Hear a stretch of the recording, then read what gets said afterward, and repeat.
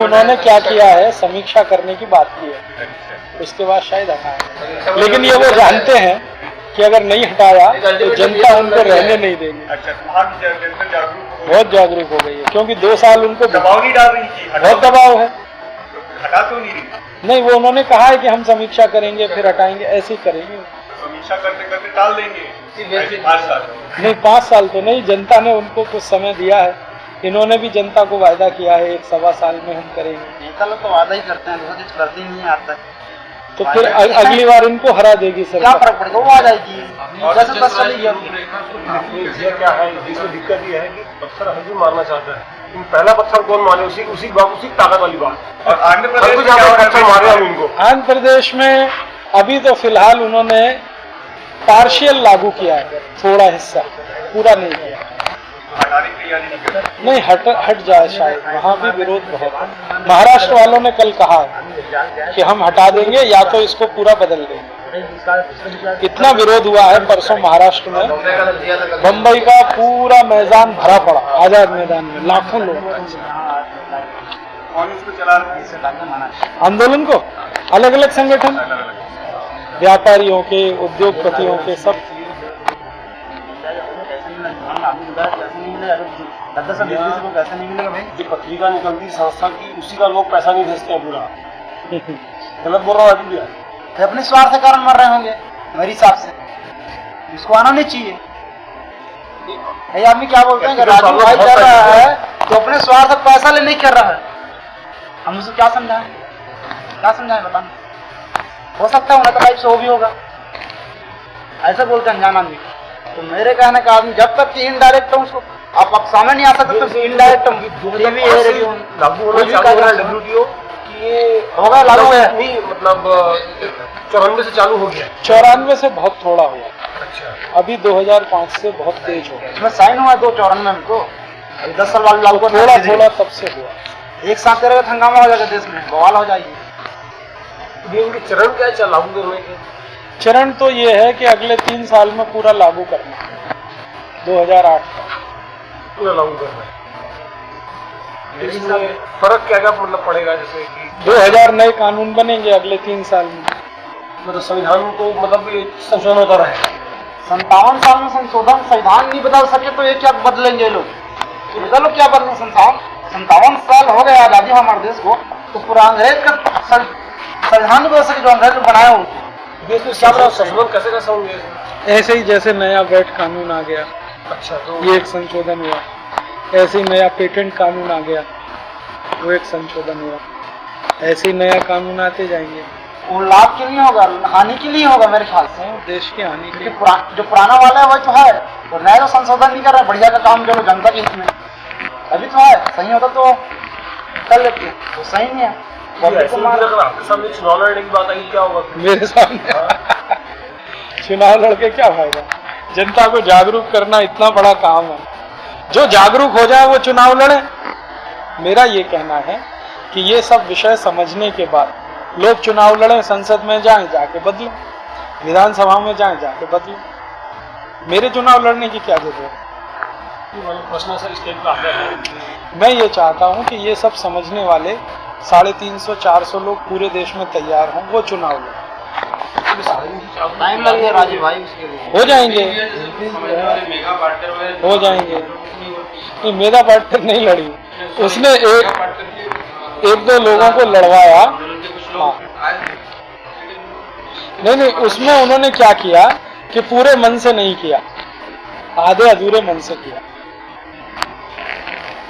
मेरी ये कोशिश है कि 2009 में अगर चुनाव होता है तो ये सब समझ रखने वाले 300-400 लोग संसद में जाएं, चुनाव लड़ें इन विषयों पर, अलग बैनर पे लड़ें, एक साथ मिलके लड़ें, कैसे भी लड़ें, और जाके वहां ये सब बदलें। मुझे महात्मा गांधी बहुत ताकत थी, तो वहां जाके भी शायद महात्मा गांधी की जो बात थी वो खास थी और सही थी, वो तभी तो उसको मरवाया गया। महात्मा गांधी मतलब महात्मा गांधी के नोट में जो 500 का नोट है तो बहुत ताकत है बोलने का।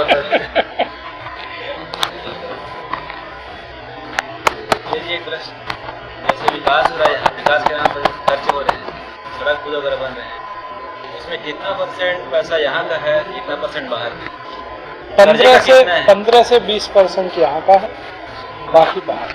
विदेश कर्जे का पैसा उसी का हुआ, हमारा कहाँ हुआ, उसी का है। आप जो टैक्स भरते हैं छत्तीसगढ़ सरकार को, वो कुल विकास का 15-20% के बीच में, बाकी जो 80% है वो कर्जे का है, अनुदान का है। चाहे केंद्र सरकार से, विश्व बैंक से, अंतर्राष्ट्रीय मुद्रा कोष से, एशियन डेवलपमेंट बैंक से।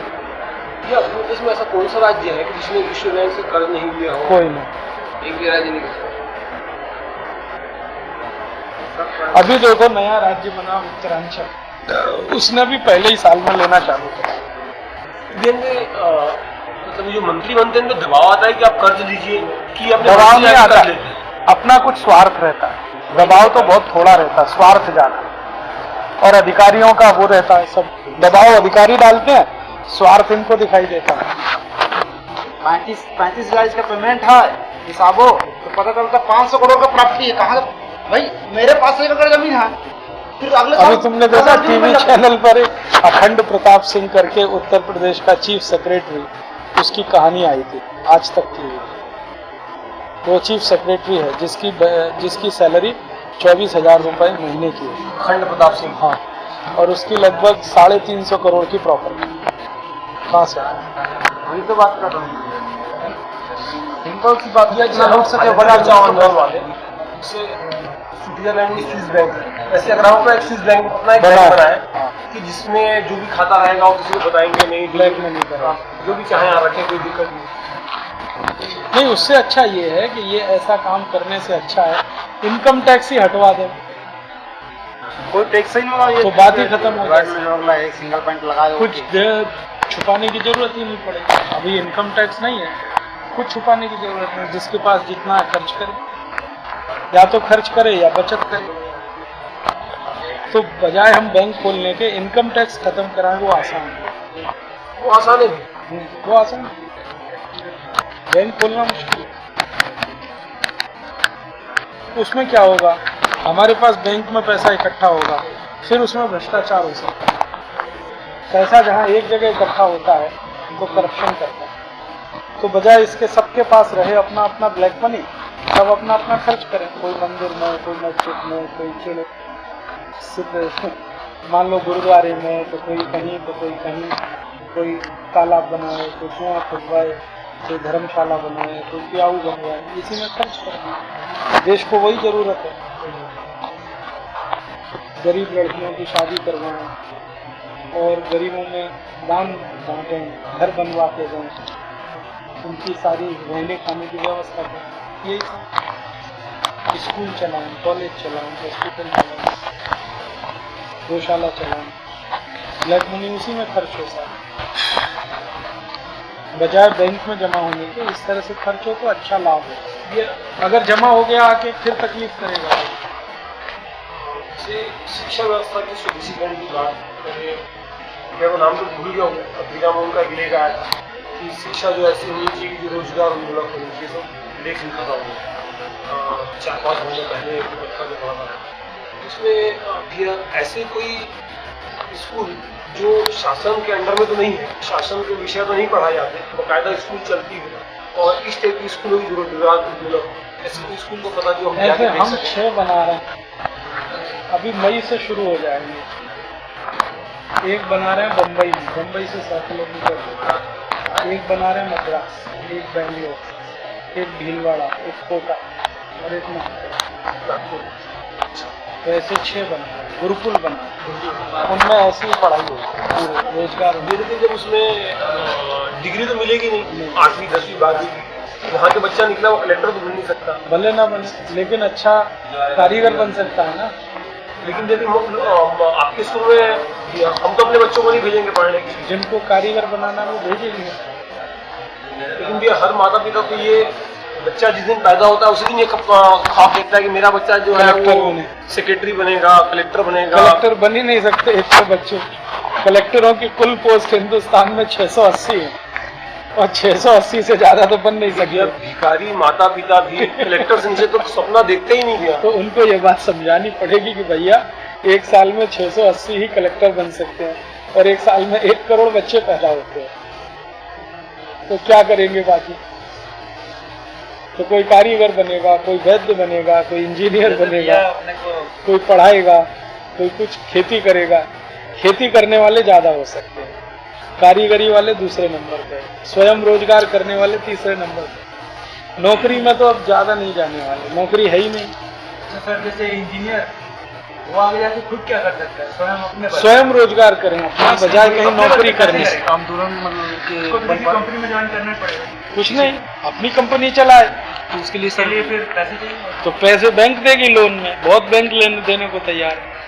इंडिविजुअल लोन भी देती है और कोई इंजीनियरिंग फर्म बनाओ तो उसको भी लोन मिलता है। बहुत लोग हैं जिन्होंने इंजीनियरिंग करके अपनी फैक्ट्री बनाई है, अच्छे काम कर रहे हैं। ये जैसे आप जिस स्कूल की कल्पना कर रहे हैं आप, उसके लिए जमीन कितनी चाहिए थी आपको? हमने तो जमीन लिया है 75 से 80 एकड़, सब एक जगह पर, एक।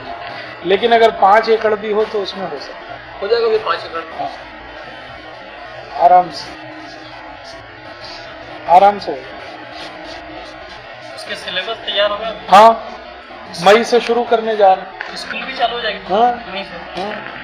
सर इस डिग्री कानपुर हम लोग की बालोद में खोलने की करो पहले बना लो उसको, सपना है। सिलेबस हम दे देंगे। और ऐसे बहुत बच्चे मिलेंगे गांव के, जो गरीब बच्चे हैं ना, हाँ। जिनके पास पढ़ने को पैसा नहीं, वो सब आ जाएंगे तुम्हारे यहाँ पढ़ने। उनको किसी को कलेक्टर नहीं बनना। ऐसे अभी चालू स्कूल कहीं पर है जहाँ हम देखने जा सकें? मई से हम दिखा देंगे, मई से अपना चालू हो जाएगा। बम्बई वाला सबसे पहले चालू हो रहा है। बिल्डिंग हमारी बन गई है, 5 हॉल वो बन गए हैं, बड़े हॉल, और थोड़ा 2-3 और बाकी है। हम करीब 450-500 बच्चों के हिसाब से बनाए रेजिडेंशियल। मतलब बच्चे रहेंगे वहीं, रहना वहीं। तो क्या ये मतलब बच्चे 12 महीना वहीं रहेंगे कि साल में 2 महीने छुट्टियां भी होंगी? साल में 2 महीने छुट्टी, एक महीने की, 1 महीने गर्मी में और 1 महीने दिवाली दशहरा पर।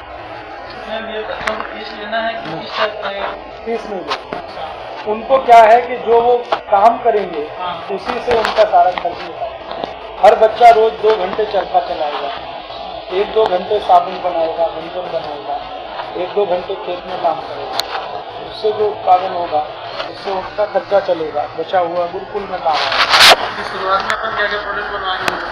15-20 जो सबसे आसान है, मंजन, वॉशिंग पाउडर, साबुन, detergent powder, cleaning powder, toilet cleaner, shampoo, ऐसे ये जितने प्रोडक्ट बने 15-20। मार्केटिंग अपने कार्यकर्ता करेंगे देश भर में।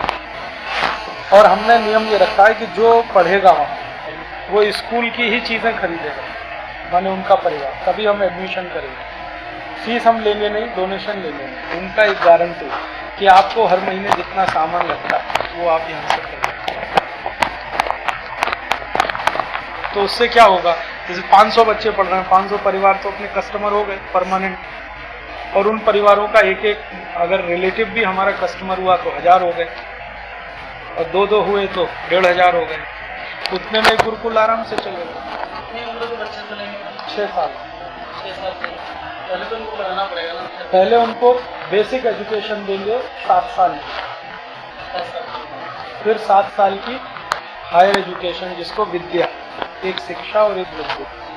मतलब क्या हो गया, दोनों के अंदर क्या हुआ? शिक्षा पहले शिक्षा देंगे जिसमें उनको गणित पढ़ाएंगे, भाषा पढ़ाएंगे, साक्षर बनाया जाए। हाँ, गणित, भाषा, फिर ये जो प्रकृति जगत की सारी चीजें हैं ये सब उनको पढ़ाएंगे। फिर अगले 7 साल में उनको विशेष अभ्यास करेंगे। आर्य समाज के गुरुकुल टाइप से?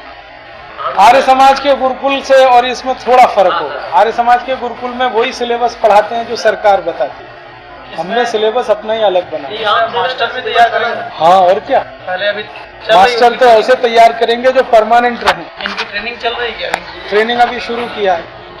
ये इसमें अपन भी भेजना चाहते हैं, मान लो कोई मास्टर को भेज सकते हैं। मई से उनके ट्रेनिंग कैंप शुरू हो। ट्रेनिंग भी कैंप चालू, पढ़ाई भी साथ चालू वही है। वैसे आपके हिसाब से एक स्कूल खोलने में बजट कितना चाहिए? बहुत छोटा सा यार। तब भी अभी हम जो बम्बई का बना रहे हैं वो करीब 2.5 करोड़ में बना है।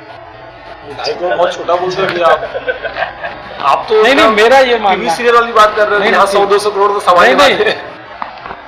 आइए साहू जी। नहीं, अगर जैसे बालोद में हम शुरू करें तो 20-25 हजार से 50 हजार के बीच में बजट आए।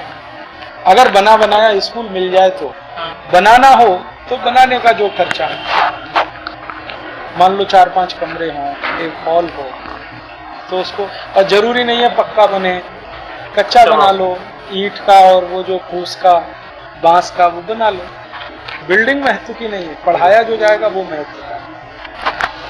और हम तो क्या कर रहे हैं, हर एक के साथ गौशाला बनाई है, खेती रखी है, इसलिए थोड़ा ज्यादा, बिना गौशाला के चला सकते हैं। और जरूरी नहीं है तुम रेजिडेंशियल बनाओ, डे स्कूल चलाओ, सुबह से शाम तक पढ़ाओ, बाकी दिन छुट्टी, अपने घर जाए फिर दूसरे दिन आए, तो खर्चा कम आएगा। मास्टरों के भी कोई शुल्क रहेगा? मास्टरों के लिए भी हमने यही सोचा है कि जो मास्टर बनाएंगे वो उनके वहीं से पैदा हो उनके लिए। मास्टर भी उत्पादन का काम करें, बच्चे भी, माने उत्पादन करते करते सीखें। खाली सीखना अपने आप में कोई बड़ा काम नहीं, उत्पादन करना ज्यादा बड़ा। तो टीचर्स को जो शुल्क मिलेगा, मतलब वहाँ की तो बनी हुई वस्तुओं को मिल जाएगी, दूसरा कुछ आर्थिक सहयोग तो नहीं? आर्थिक सहयोग वो जितनी ज्यादा बनाए वो बिके, उसका पैसा उनको मिले।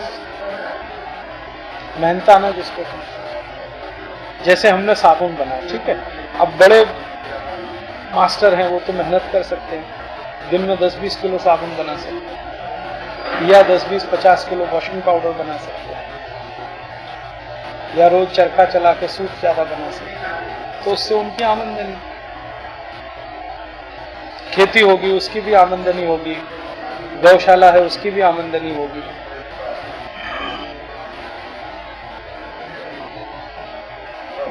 शिक्षा को हम उत्पादन से जोड़ना चाहते हैं, काम करते करते सीखना, सीखते सीखते काम करना, खाली सीखने का कोई मतलब नहीं होता।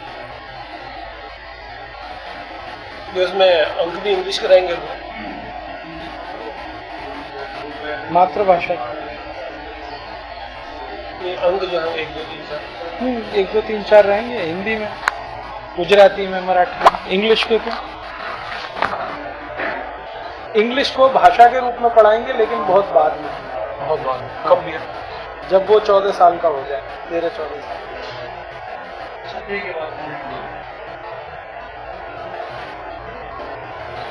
उसके पहले, और इंग्लिश माध्यम नहीं रहेगा, सिर्फ भाषा के रूप में सीखेंगे।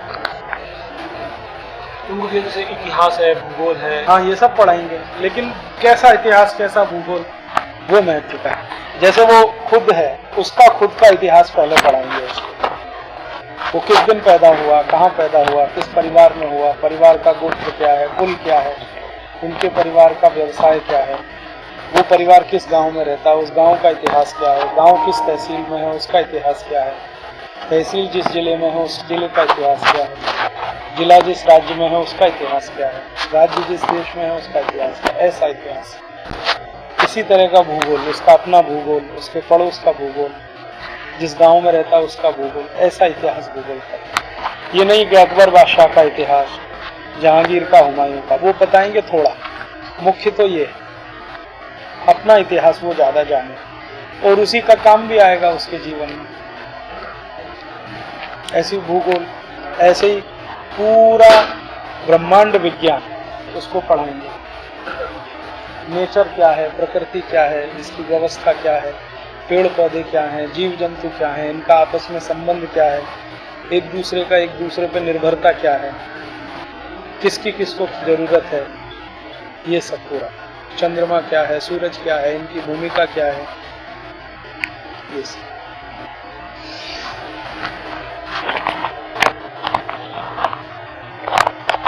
और ये ज्ञान लेके जब कोई निकलेगा ना, तो उसको किसी नौकरी की जरूरत नहीं, तो बहुत बड़ी क्रांति हो जाएगी। 10 साल बाद समझ में आएगा लोगों को, लेकिन जबरदस्त क्रांति रहेगी। 10 साल तक बिना रिजल्ट के समय नहीं, हमने ये करके देख लिया, रिजल्ट इसके आ चुके हैं। अच्छा, हमने कुछ गाँव में, हमारे एक दोस्त हैं पवन गुप्ता करके, उनके साथ एक गांव मसूरी में, उत्तर प्रदेश में, ऐसा एक स्कूल चला के देखा था पहले, और उसके विद्यार्थियों को पढ़ा के देखा, बहुत अच्छे परिणाम। मसूरी ऑलरेडी एक बहुत बड़ी स्कूल चलती है जहाँ डॉन बॉस्को, उसके पीछे हमारा स्कूल चलता है यही। तो उस स्कूल में हम लोगों ने जो शुरू किया, तो जितने बच्चों को पढ़ाया वो आज इतने एक्सपर्ट हैं कि कोई वैज्ञानिक उनसे बात नहीं कर सकता, अपने विषय का इतना ज्ञान है। सॉइल साइंटिस्ट जितना नहीं जानता उतना उनको मालूम। पक्षियों के बारे में जितना वो जानते हैं कोई पक्षी वैज्ञानिक नहीं जानता। नेचर के बारे में इतना जानते हैं कोई नेचुरोलॉजिस्ट नहीं जानता। और वो सब बच्चे फेल हुए थे, हमने वो लिए थे, 8वीं में फेल हो गए, 7वीं में फेल हो गए। और जब फेलियर बच्चे इतने एक्सपर्ट हो गए तो जो होशियार है वो तो और ज्यादा होने वाले। और वो सभी कारीगरी में आ गए। अभी सब अपना अपना काम कर रहे हैं। कुछ बच्चे हैं अच्छा साबुन मंजन बनाते हैं, कुछ जूते चप्पल बना रहे हैं, कुछ खादी के कपड़े बना रहे हैं, सब अपना रोजगार चला रहे हैं। कोई खेती कर रहा है, वो बेरोजगार नहीं है। पेंटिंग और मूर्ति कला की इच्छा में कोई है, उसकी ट्रेनिंग देंगे हम। मूर्ति कला, काष्ठ कला, धातु कर्म, मेटलर्जी, ऐसी 12 तरह की कलाएं सिखाएंगे हम। तो सिखाने वाले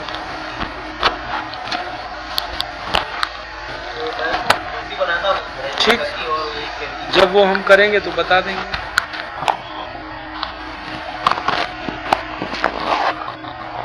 मेरे के सब इतनी सब चीजें सिखाने के लिए, खेती है, गौशाला है, ये सब 5-6 एकड़ हो जाएगा। हो जाए एक छोटा सा खेत जहाँ सिखा सके, गौशाला एक छोटी सी, 5-6 एकड़ न्यूनतम में हो जाता है। ज्यादा से ज्यादा फिर चाहे जितना हो अपने पास इकट्ठा करो, 4-5 लोगों को अपने बालोद में शुरू करो। सिलेबस हम दे देंगे, टीचर्स को ट्रेनिंग करा देंगे, चलता रहेगा। इसकी व्यवस्थाएं किस टाइप से की जाती है, कैसी बांटी जाती है, कैसे क्या होता है? व्यवस्थाएं कैसी? मतलब जैसे भी प्रिंसिपल जैसे है, मान लो प्रिंसिपल रहेगा, वो तो कोई हो जाए, उससे क्या फर्क पड़ता है। प्रिंसिपल हो, कोई मैनेजर हो, करना क्या है वो महत्व का है। करना है। इसमें प्रिंसिपल मैनेजर का महत्व नहीं है। बाकी आश्रम अहमदाबाद टाइप से रहेगा भी। हाँ, देखा आपने? हाँ, मैं क्या हूँ, 5 दिन का ट्रेनिंग किया हूँ। मानव बल की पूरी काशी स्वच्छता कार्यालय जो है ना, काफी और एक वहाँ बच्चे मेहनत करके वही पढ़ते थे, ऐसा कुछ उसी तरह। RSS में भी वैसे वनवासी आश्रम मेरे ड्राइवर सब जब मेंटर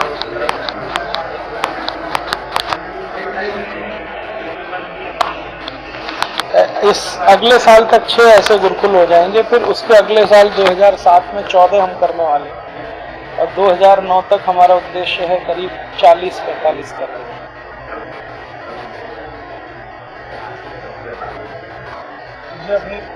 अभी आप घूम के सब प्रचार कर रहे हैं, तो और भी आपके साथी जो है घूम प्रचार करने में लगे हैं? हाँ, काफी है। दक्षिण में बहुत, कर्नाटक में, आंध्र में। तो इधर भी कभी कोई आते हैं? वो आएंगे तो कैसे बात करेंगे, कन्नड़ बोलते हैं। तो इससे मतलब कोई इस जैसे कि वर्धा में कोई तैयार हुए साथी, वो भी आगे इधर? वर्धा वाले मराठी बोलते हैं, महाराष्ट्र में भी बोलते हैं।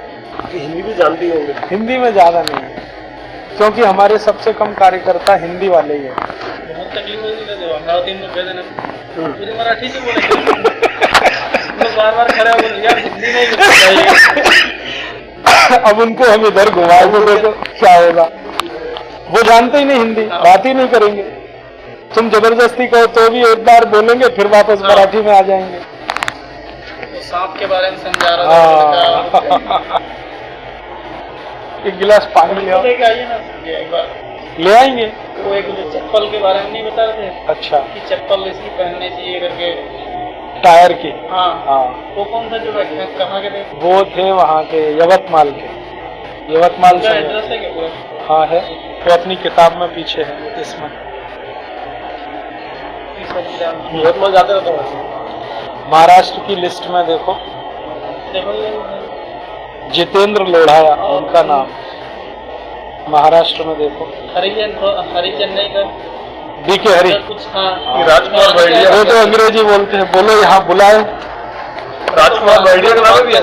हाँ बुलाते हैं करके शाम में बोलो, आ जाएंगे, रात में ये भी कार्यक्रम चल जाएगा। आ जाएंगे। इनको समझने हुआ यवतमाल देखो, वाटर रिसर्च के ऊपर समझना है उनको। ये आजकल बहुत पानी में मिलता है, यानी पानी जो है झील में मिलता है और ठंडा वाला डेढ़ है इसमें यवतमाल। उनका नहीं है, वो अनिल पटेल है, बर्डिया जी का है। नहीं अमरावती है, यवतमाल। यवतमाल डॉक्टर अनिल पटेल साहब का है। हाँ बस इनको संपर्क कर लो तो जितेंद्र आए थे लोढ़ा- जो बालो जी भी, हाँ वो सज्जन व्यक्ति है, खुद ही अपना स्कूल में चले गए। तो लंबे लंबे हाँ, लंबे डॉक्टर। इसमें लिखो ना उसका नाम। तो अपना है ना, नहीं इसका बताइए नाम। जितेंद्र लोढ़ाया, जितेंद्र लोढ़ा। लोढ़ा नहीं लोढ़ाया। आया उनसे संपर्क करना है अपना। अच्छा गेट में जो वकीलों के बारे में वो सर्विस सेक्शन में, हाँ सर्विस में, सर्विसेज में, वकीलों के बारे में, इंश्योरेंस के बारे में, बैंकिंग के बारे में। वो है ना हम्म, उसमें वो कर लीजिए, मैं आपको कल दे दूंगा। इतना गर्म ले आओ।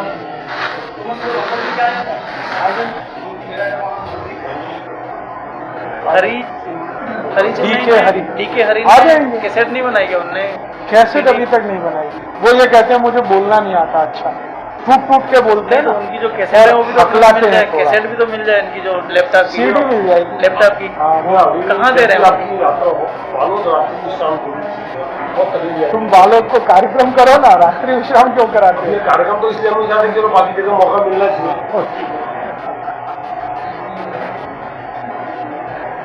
तो इनके सभी चैप्टर की सीडी कहाँ बनी दे रहे हैं? अभी पूरी नहीं बनी है, दे नहीं रहे ना वो तो। नहीं अभी बनाएंगे थोड़े दिन में, तब मिल जाएगी। दे देंगे वो सीडी, सभी चैप्टर की एक सीडी, जैसा अपने को वहाँ दिखा रहे थे चित्रण करके। तो पानी का हाँ वाटर के बारे में, शिक्षा के बारे में और गुलामी के बारे में 4 चैप्टर थे।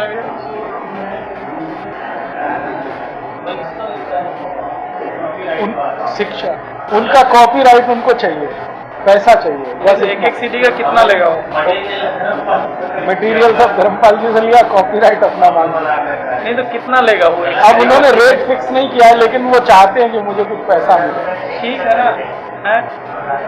हाँ नहीं वो तो लेक्चर देने का बताया, सीडी देने का क्या देंगे? हाँ वो नहीं देंगे भैया वो सीडी।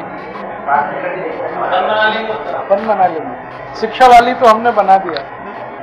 लेकिन उसमें जो चित्रण किया हुआ था उसमें क्या है कि कुछ उन्होंने कार्टून बना के एक हाँ। स्लाइड, तो वो अपन नहीं डाल सकते क्या? अपन ने मटेरियल लिया है, कार्टून बना बना के डलवा देंगे। क्योंकि लोगों को अभी जैसे आपने इसमें दिखाया और कार्टून में दिखाते तो उसमें फर्क पड़ता, इंटरेस्टेड पड़ता कार्टून में दिखाते। तो उन्होंने मेहनत की और सब बनाने में, हाँ मटेरियल तो धर्मपाल जी का दिया हुआ है। हाँ अब उसको जो है उन्होंने प्रस्तुतिकरण जो है बहुत अच्छा किया, प्रेजेंटेशन का पैसा ले रहे हैं। कि एक चैप्टर का 1000 रुपया लेते हैं। अभी अपना कैसे जितना ये है फ्री प्रोसेस आप ये कोशिश करिए ना उस टाइप का चित्रण करके बनाने का। हम तो इस पे सीरियल ही बना देंगे, वो चित्रण भी पीछे रहेगा। इस पे जब पिक्चराइजेशन होगा तो कितना जोरदार असर होगा, देखो। क्योंकि इसी को गांव-गांव में दिखाने में ही असर होगा। गांव-गांव में सिंपल वे में देखेंगे नहीं समझ पाएंगे, अगर सीरियल में अगर वो दिखे। अपना जो व्याख्यान है ना, जो 30 कैसेट बनी इसकी बकायदा बोलते हुए वो सामने बोलता है, मतलब वीडियो हो रही है। वीडियो भी है, लेकिन वीडियो ज्यादा हमने प्रचारित नहीं किया। आधा गिलास और ले आया है, ज्यादा नहीं दिया लोगों को, ऑडियो दिया। लेकिन इसमें तो आपको ऐसा लग रहा हो कि हमको अभी दूसरी तरफ प्रचार नहीं कर रहे हैं, कोई दूसरा व्यक्ति खड़े होकर बोलता है, आवाज आपके हो जाती है, वो वहाँ पर दिखता है। वीडियो में कंसंट्रेशन ब्रेक होता है, ऑडियो में जितना ध्यान से आदमी सुनता है वीडियो में उतना ध्यान से देखता है तो सुनना कम, देखना कम, बैठता नहीं। तुम देखो ना, एक एक्सपेरिमेंट है, रेडियो पे समाचार सुनो और टीवी पे समाचार देखो, दोनों में अंतर समझ में आएगा। अभी तो शिक्षा भी यही बोलते हैं कि दिखा के समझाइए, बच्चों को जल्दी समझते हैं। ऑडियो विजुअल दिखा के समझाना अलग है, भाषण देना अलग है। चलिए भाई, अपनी ये पहले कुछ आप रुपये या खाते का कुछ लेंगे? नहीं, बाकी सब लोग जल्दी नहीं हो गया। भोजन तो हुआ।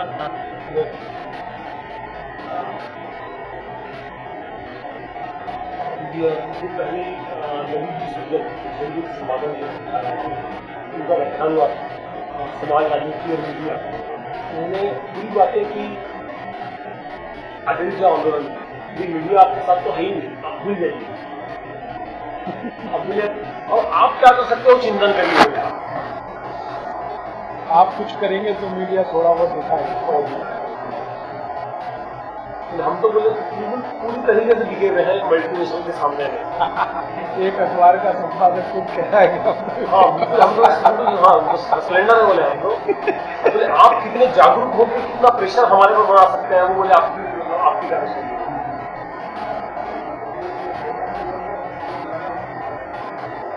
तो अच्छा, मतलब उन्होंने पूरा स्वदेशी में व्याख्यान दिया पूरा अपना।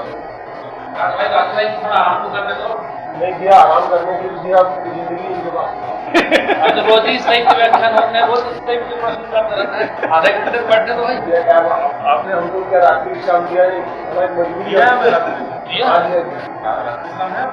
आपका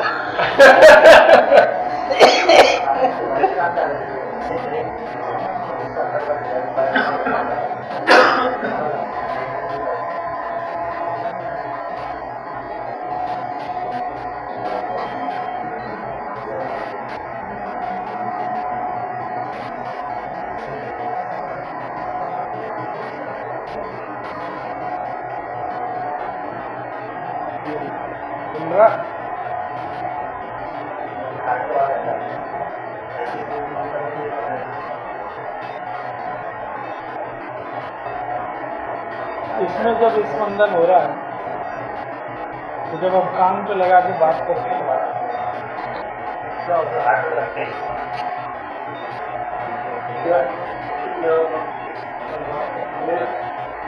भी आप समझ के समझाना आपके लिए आवश्यकता मुझे हो जानने वाला विषय सुविधाएं का मैं बुद्धि इसमें संभालना। और क्या है कि आज करोड़ों की जनता है, उसमें से मुश्किल से बुद्धिजीवी होते हैं, गिने चुने उंगली पे गिने होते हैं, काफी समझते हैं व्यक्ति मोबाइल का उपयोग नहीं कर रहा मतलब समझदार है।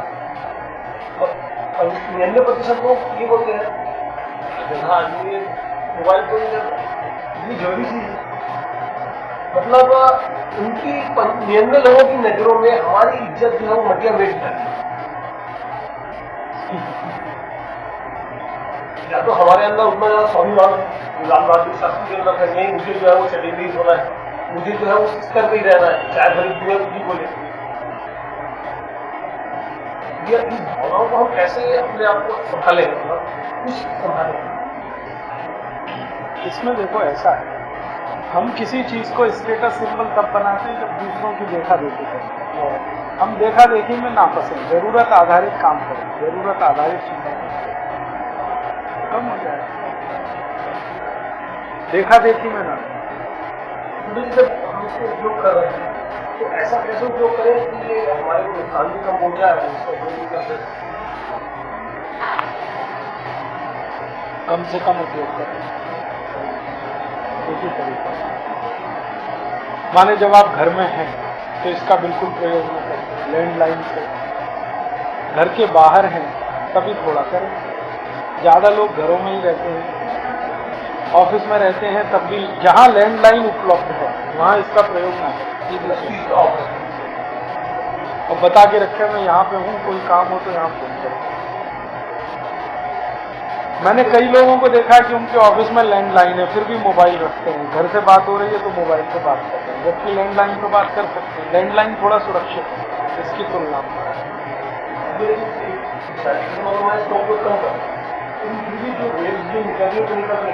इतना जो पर्यावरण को नुकसान पहुंचा, जब तुम कान पे लगा के बात करो तब ना सबसे ज्यादा प्रभावित होता है।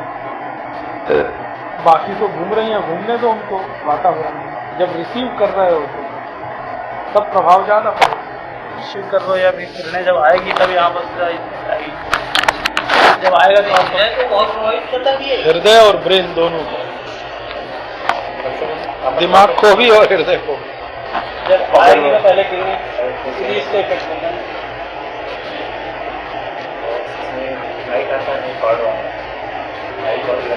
वो थोड़ा अच्छा रहता है। वो कान में लगा के माइक से बात करो, वो ज्यादा है, सुरक्षित काफी है। ये है परमाणु वैज्ञानिक जो आप इस वहाँ सर्विस कर टीवी में बताया, कौन?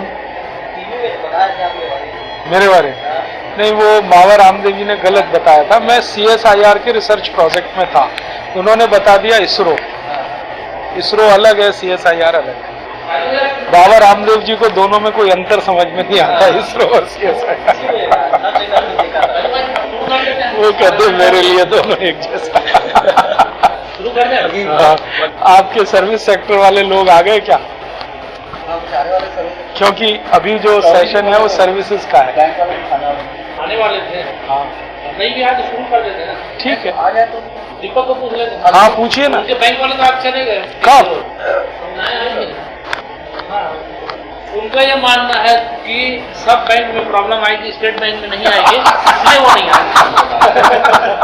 मतलब ये ही बोलते हैं, अरे यार वो PNB को कर देगा, यूको को कर देगा या ओरिएंटल को कर देगा, SBI को नहीं छोड़ेगा, गवर्नमेंट ट्रांजेक्शन होता है, ये वर्डिंग नहीं है। क्या प्रॉब्लम आ रही है? प्रॉब्लम ये आने वाली है कि ये सभी बैंकें अगले साल से बिकने की तैयारी में है। सरकार खुली छूट देने जा रही है, कोई भी विदेशी बैंक आके भारत की किसी भी बैंक को खरीद सकता है, टेक ओवर कर सकता है। वो WTO की एक कंडीशन है। गवर्नमेंट ही बेचेगी ना दुनिया। हाँ, जैसे गवर्नमेंट पब्लिक सेक्टर को बेच रही है ना, वैसे ही बैंकों को बेचेगी। अगले साल से ये शुरू हो जाएगा। तो सबसे पहला नंबर लगा हुआ है बिकने का। यूनियन बैंक सबसे पहले बिकने वाला है, bank of India, union bank, फिर पंजाब नेशनल बैंक, ये सब। और इनको खरीदेंगे city bank of America, standard chartered, ANZ, या भारत के बड़े बड़े पूंजीपति खरीदेंगे। धीरूभाई अंबानी 2-4 बैंकें खरीद लेगा, नुस्ली वाडिया खरीद लेगा, ये सब। देश में एक से जो दूसरे तर्क आते हैं, बीच में फायदा होगा सब लोगों को सर्विस है। और क्या, तो यही करेगा। NPA थोड़ा अपने सिर पे लेगा, वो क्यों लेगा? देश में तो दूसरा तर्क ये भी आता है कि अच्छी सर्विसेज मिलेगी, जो है बहुत हमको जो है बहुत फास्ट सर्विस। क्या सर्विसेज देगी? जैसे वो अंग्रेज कर्जा देता था और वो 90 रुपये का कितना रुपया लेता था, 100 रुपये का वैसी वो ये ICICI वाला अभी कर्जा बांट रहा है, लगा रहा है। हाँ, नहीं वही एक्चुअली वही क्या चीज है जो हमको समझना है, ताकि अगर दूसरा कोई तर्क करे तो उसको हम समझा सकें भाई इसमें ये नुकसान है। सबसे बड़ा नुकसान ये है कि आप जहां पर अपनी जमा पूंजी रखते हो, ठीक है, वो बैंक अभी सरकार के कंट्रोल में है, जनता की संपत्ति है, अब सबकी। अब वो सब चला जाए प्राइवेट लोगों के हाथ में, छोटे लोग के हाथ में चला जाए, तो किसी दिन आपकी संपत्ति लेके भाग जाए तो गारंटी क्या है? तो सरकार, गवर्नमेंट लेगी ना गारंटी। गवर्नमेंट गारंटी थोड़ी लेगी प्राइवेट बैंकों की। माउस क्लिक करेगा, भागे नहीं अभी कोई गवर्नमेंट का उसकी जिम्मेदारी नहीं लेगी। जब प्राइवेट कंपनी के हाथ में लाइसेंस देगी उनको तो लेगी ना। जवाबदारी लाइसेंस देने के बाद भी नहीं होती है। बहुत सारी नॉन बैंकिंग और बैंकिंग फाइनेंशियल सर्विसेज जो है हिंदुस्तान में डंप हो जाती है। जब तक बैंक की सरकार की जिम्मेदारी है तो सरकार भुगतान करती है, और प्राइवेट हो जाए तो कोई सरकार की जिम्मेदारी। लेकिन जब लाइसेंस देगी गवर्नमेंट उनको, इस बेस में आप जैसे बालों में सबको गिरवी रख लिया, भग गए तो क्या कर लेगा वो गिरवी वाले? बताओगे प्राइवेट बैंक कितने दिवालिया हो गए, मानो तुम्हारे बहुत दिवालिया हुआ। प्राइवेट बैंक के जब दिवालिया होते हैं तो लोग बेचारे फड़फड़ाते रहते हैं, पैसा डूब जाता है, सरकार किसी का नहीं दिलवा पाती। अब नहीं मिलाएगा साहब।